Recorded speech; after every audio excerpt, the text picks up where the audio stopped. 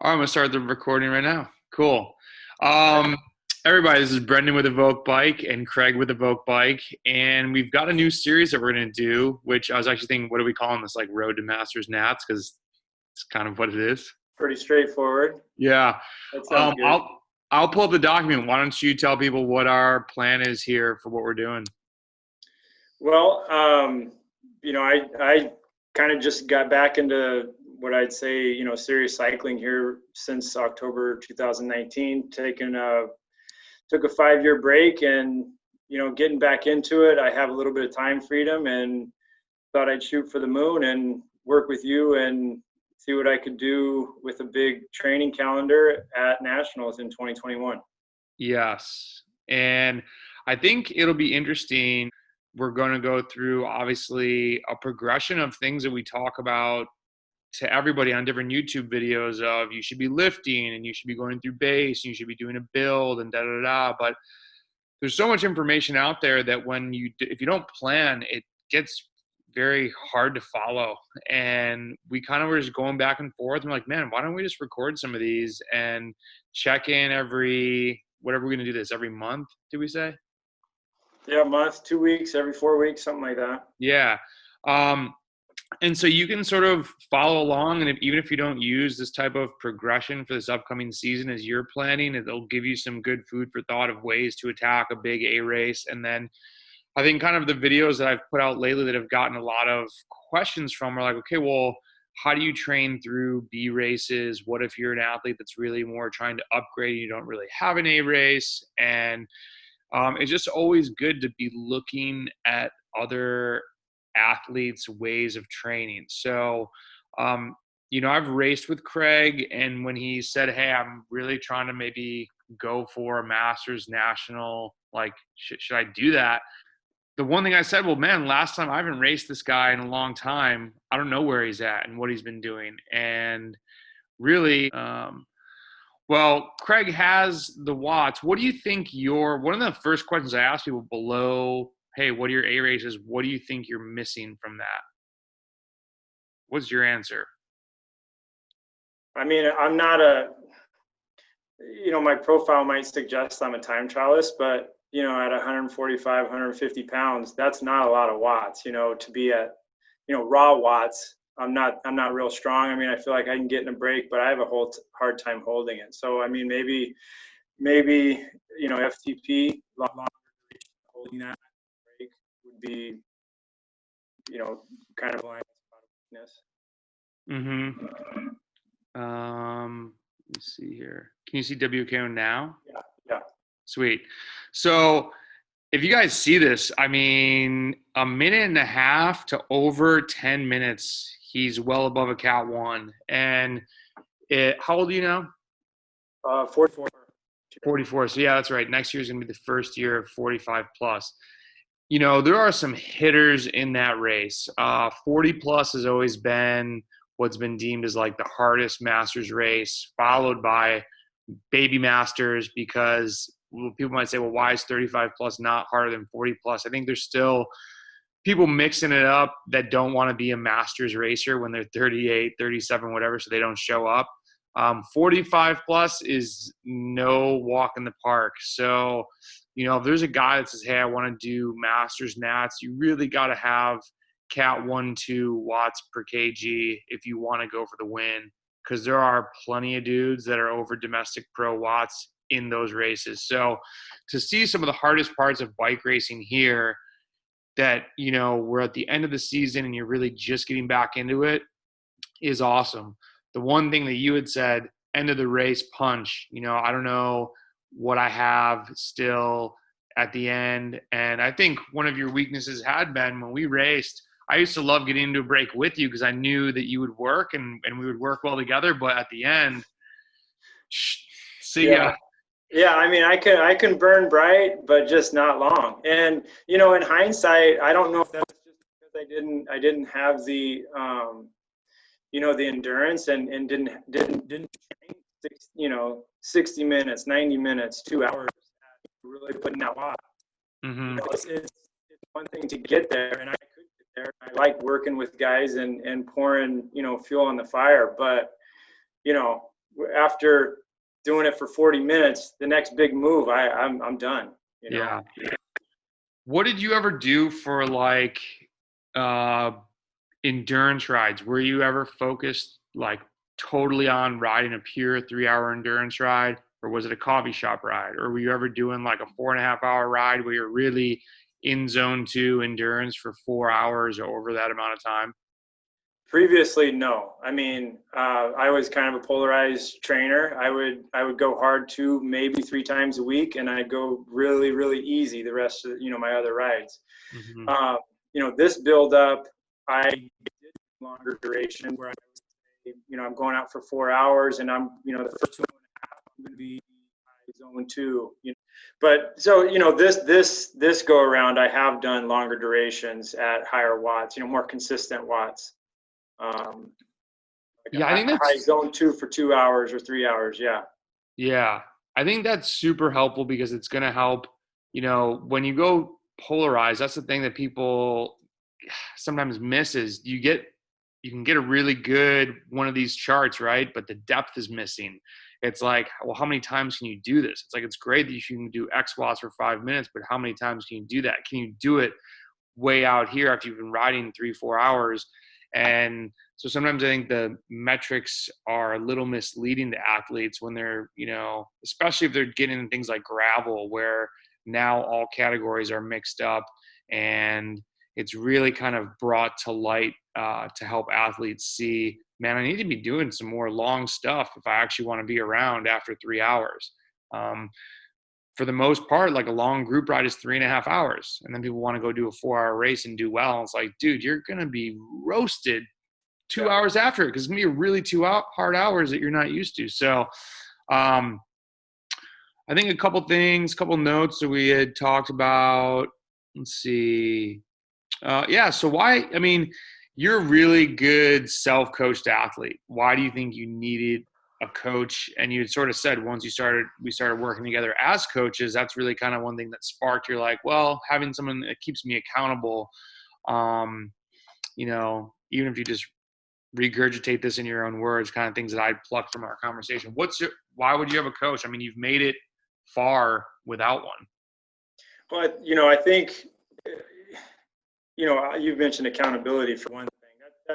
That's a big part of it. If you're out on a ride or doing intervals or, what have you, it means something to know that someone's going to be looking at your stuff when you're done. If you're just accountable to yourself, I mean, it takes a lot of self-discipline to be able to really push through those last couple of intervals, So easy to talk yourself out of it.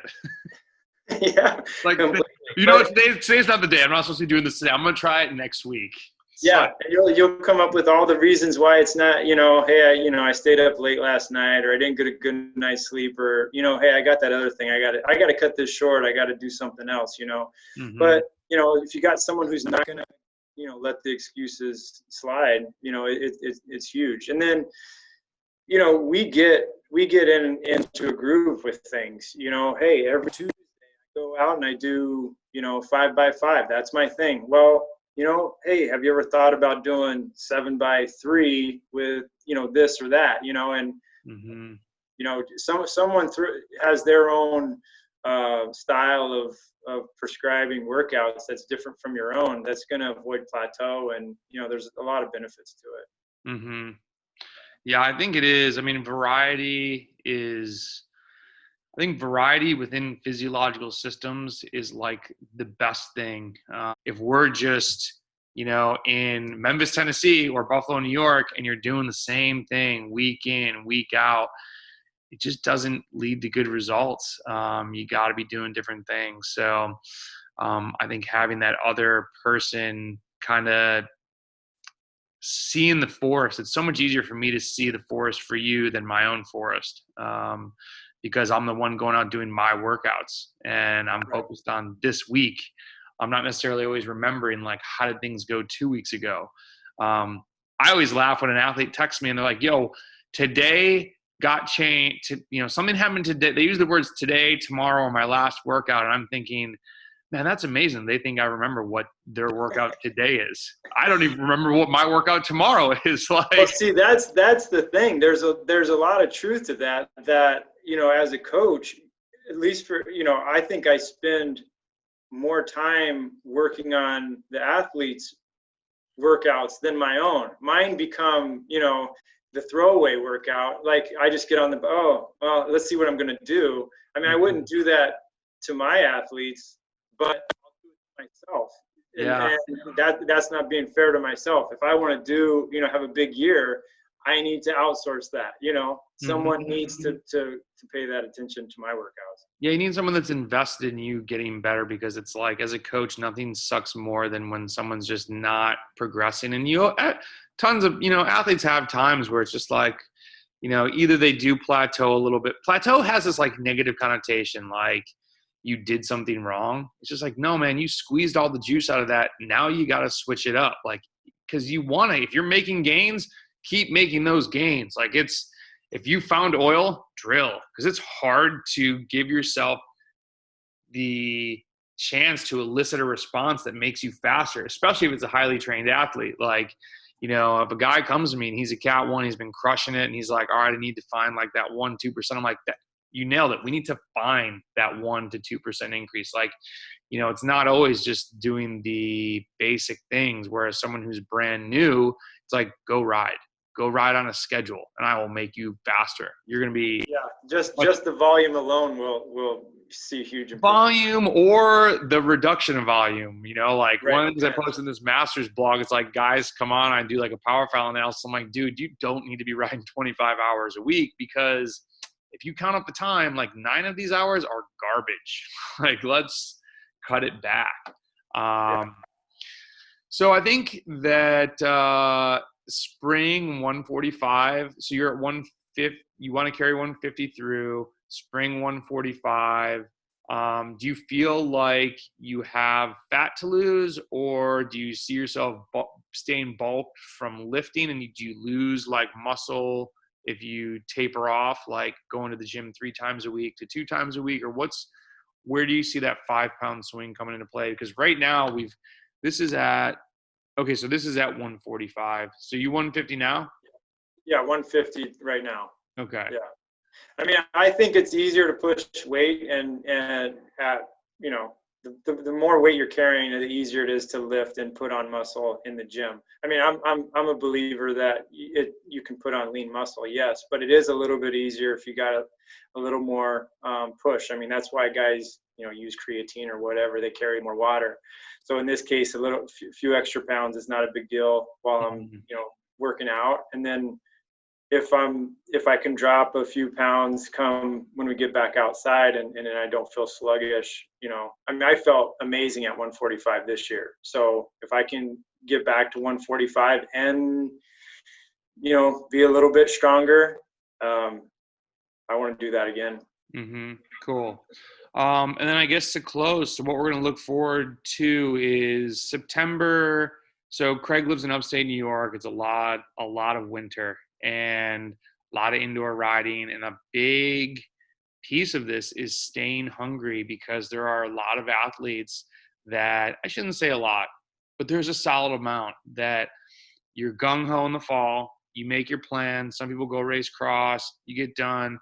You charge on through December. You get through the holidays. You charge on through January, and you're like, I'm getting kind of tired of the trainer. But up there, you still have February and possibly March, and it could be a rainy April, and it's snowed in May before. So like, how, following along, it's us making sure that he stays mentally fresh. Like, that is so important. I don't really worry about that with people in the Southeast, because it's sunny, it's warm, whatever. But the biggest piece, I always remind myself when I have somebody from up north or somebody in Minnesota, Wisconsin area, it's like, keep me in tune to your mental freshness and hunger. Because if we get into January and you're like, damn, I got to go get on the trainer today, we're losing you. And you got to be like, I'm getting on the trainer today and I'm going to crush this workout. Like, because, if you're fresh, you don't mind getting on the trainer. You don't mind because you're going for that like little win today. Once we start to lose focus, it's like things can go downhill quickly.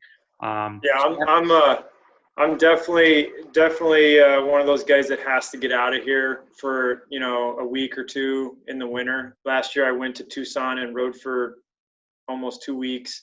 I'm going to do something similar this year, probably down south. Maybe Hmm. we can link up and do some riding in Yes, Florida or something. But definitely. February is the big month to get out and kind of refresh the batteries a little bit. Cool.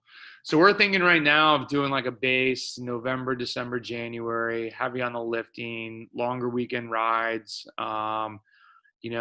If you live in an area where it starts snowing and you can't get outside and do longer rides, you can substitute some endurance for tempo, but it's really not a good idea to always just be riding tempo.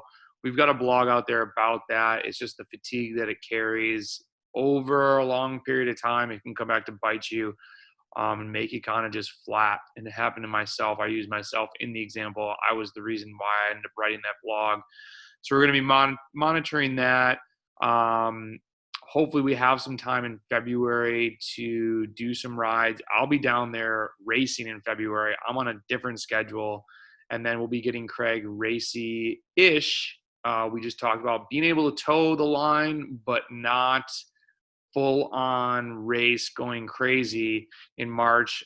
Maybe you have the opportunity to hit some of the Giros in Rochester and Buffalo that go back and forth. And then really things kind of kick off in April for you. Is that correct? Yep.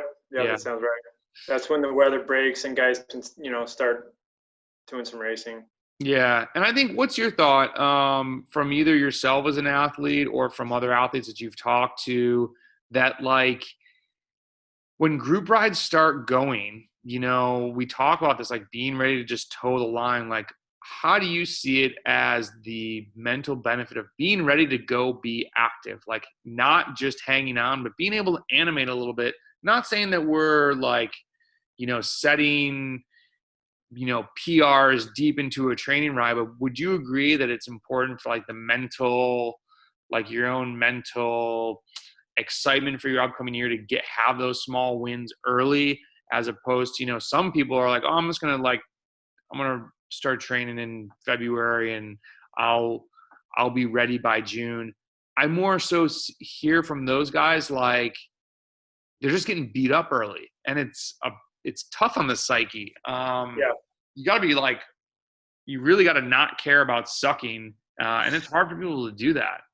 Yeah. I mean, you're kind of, you're those early season races or group rides, you're obviously never going to be at your best. So, but no, not everybody else is as well, Mhm. either. So, I always look forward to those early season big group rides because it's your first opportunity to kind of measure where you're at. Yeah. Even, there could be years where, this one would probably have been a good example where everybody was indoors, Zwifting and had extra time working from home, all this. And I bet even though guys were at their best, everybody else was going to be at their best too.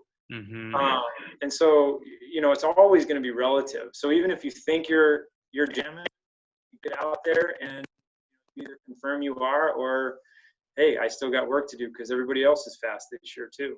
Hmm. Yeah, it's always that So litmus test. yeah, absolutely, Yeah. absolutely, and you got to find out where you're at as fast as possible. So like, crash and burn on an early race. If you're a breakaway guy, you got to try a breakaway, to see if Hmm. it sticks, because you got Hmm. to know where your limits are as soon as possible, because it's always a moving target. Yeah. Your training is always a moving target. Totally. It's turning those dials and understanding more of like, I was talking to an athlete after sending out this, like, hey, 2021, we're starting to plan. What are the goals?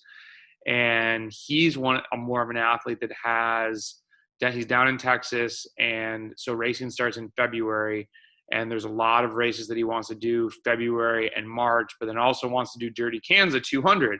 So it's like, he's done some 100-mile rides and things like that, but Kansas 200 gravel, you've got to do some 6, 7, 8 hour rides if you really don't want to die and want to just not be like, he wants to finish before sundown. So you got to do training for that. And we're talking about like turning the dials of like, okay, you're coming out road race crit ready in February, March, April. But in April, towards the end, we really got to start putting in some longer miles that they might fatigue you a little bit, that will, help your super long game for Kansas. You might lose a little bit of explosiveness if there's, late spring crits, let's say, but that's just part of picking what's a priority to you as an athlete. And then you turn that dial a little bit, you work on something else. And so I think it's people want to be at their peak 20-minute, 5-minute, 60-minute, and 1 minute all season long. It's like all the time. Can't do that. Time. Yeah, and that's hard for riders to comprehend, that you can't have it all. Mm-hmm. You can't have it all the time. Mm-hmm. You describe it as turn the dials, or adjusting the levers. It's always give and take. It's mm-hmm. always give and take. So it's a balancing act. I think it's a really interesting one, but I think it's a really good conversation to have with people, because it helps them understand that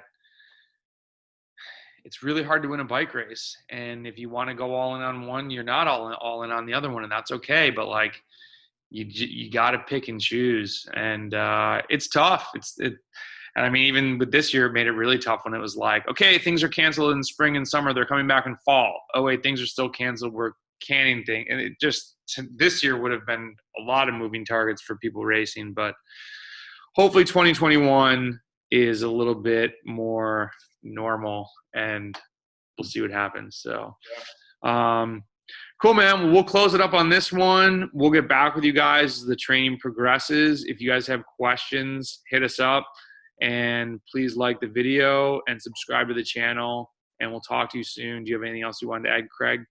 No, I'm just, I'm looking forward to getting started. And winning. I'll let you say that. Winning. We're going to work on his confidence, because it's like, how are you going to do today? I hate when I was like, yo, how are you going to do with the race today? And they're like, I'm going to give it my best. I'm like, no, how are you going to do it? Like, I'm going to win the race. And then they text me like, oh my God, I won the race. If you don't believe it now, when things get crazy, you're not going to be able to convince yourself that you can win. And I truly believe that. I will part with this. And Owen Schott is a good buddy of mine. And when we went to the race to nationals, he punked me the year before, and same course. And I knew what the finish was going to be. And it was like, it was like the script had been written, and we were coming to the final climb, and he started taking off. And in my mind, had I not been like, I'm going to beat his ass this year, I would have been like, oh man, this is where I got dropped last year. It was instead, it was like, this is what I've trained for. I'm ready for this. Like, he will not win. And when I won that race, it was like I was in disbelief, but at the same time, like, I had been mentally believing that for the past year since I lost. So 45 plus champ coming up. And well, I'm in good hands. I got someone who's been there and done it. So yeah, man, it's well, I think the good thing is having raced each other and knowing kind of you as an athlete is going to be a big bonus. And yeah, I'm pumped to see where we go. And it'll be a fun chronicle when we're chronicling the actual races when we're out there. I hope it's out in Utah as they were planning to, because it looked like it was going to be a cool course. And I've always wanted to ride out there. So, all right. All right. I'll talk to you soon, my man. Sounds good. Thanks, Brendan. See ya.